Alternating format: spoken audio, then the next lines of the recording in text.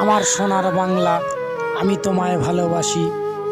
কোনো রকম এক মুঠ ডাল ভাত আমরা বাংলাদেশে বেঁচে আছি। কৃষকের মৃত্যু বারবার হয়, এই কথা কি নতুন করে বলবো আবার?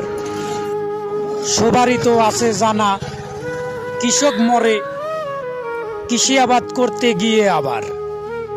তারপর কৃষকের যতই টাকা হোক না লস, কৃষি আবাদ করতেই হবে, এটাই কৃষকের স্বভাব।